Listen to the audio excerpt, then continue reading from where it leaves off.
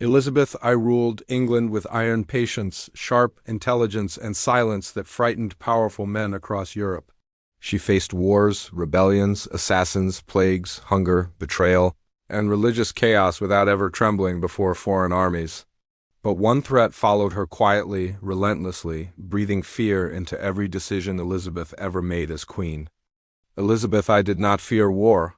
She feared one woman whose bloodline haunted every corner of England. Her name was Mary Stuart, Queen of Scots, born with crowns promised before Elizabeth ever touched power. Mary's claim was older, purer, whispered by Catholics who believed Elizabeth was nothing more than a mistake.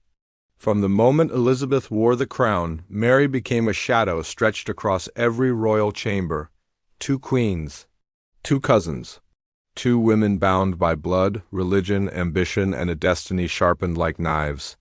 Mary Stuart was beautiful, charming, dangerously naive, and crowned queen while Elizabeth was still imprisoned. Where Elizabeth learned restraint through terror, Mary learned confidence through praise, ceremony, and dangerous admiration. Mary believed crowns were gifts from God. Elizabeth knew crowns survived only through suspicion and sacrifice. England watched Elizabeth closely, but Catholic Europe watched Mary as the rightful queen awaiting restoration. Every letter Mary wrote became potential treason. Every admirer became a possible assassin in waiting. Elizabeth smiled publicly, but privately she read reports describing plots wrapped lovingly around Mary's name. Plots to overthrow Elizabeth, restore Catholic rule, and replace England's queen without mercy or forgiveness.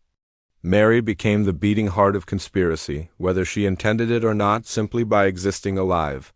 Elizabeth understood something brutal. As long as Mary lived, England's peace would always remain fragile.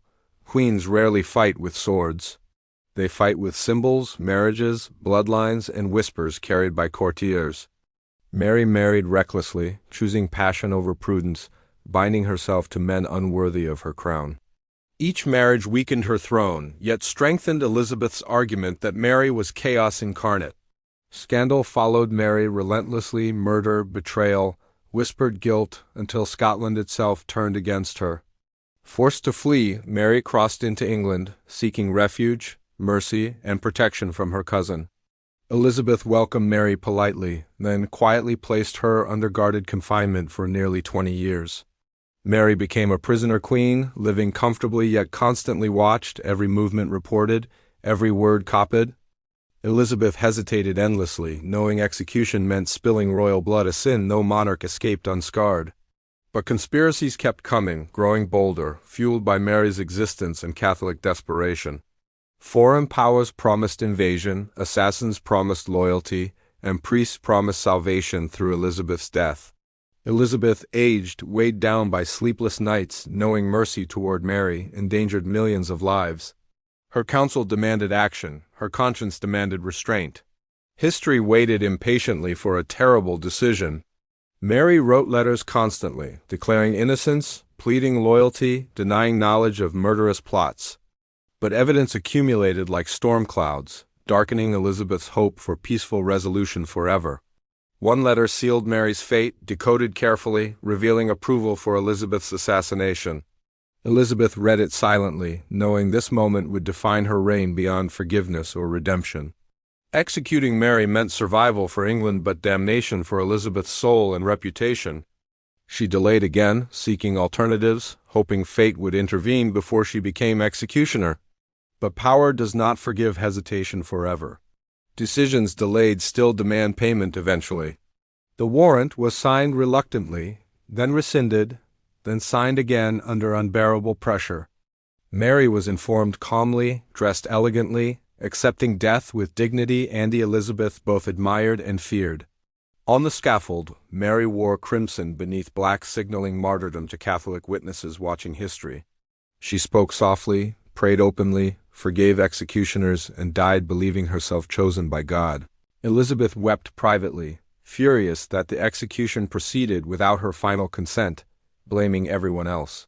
Yet relief followed grief. The shadow was finally gone, and England breathed easier afterward. Mary's death eliminated the pot, but transformed her into a legend, martyr, and eternal symbol of injustice. Elizabeth survived, ruling wisely afterward, but never escaped Mary's ghost lingering within memory. Two queens collided not through armies but through bloodlines, belief, and the cruelty of fate. Elizabeth feared Mary because Mary represented legitimacy, faith, and an alternate future England might choose. Fear forced Elizabeth to become colder, sharper, and more isolated as years consumed her quietly. Power demanded sacrifice, and Elizabeth paid by destroying the only woman who truly threatened her throne. History remembers Elizabeth victorious, but victory often demands unbearable, irreversible moral cost. Mary lost her life, but gained immortality. Elizabeth kept her crown, but lost peace.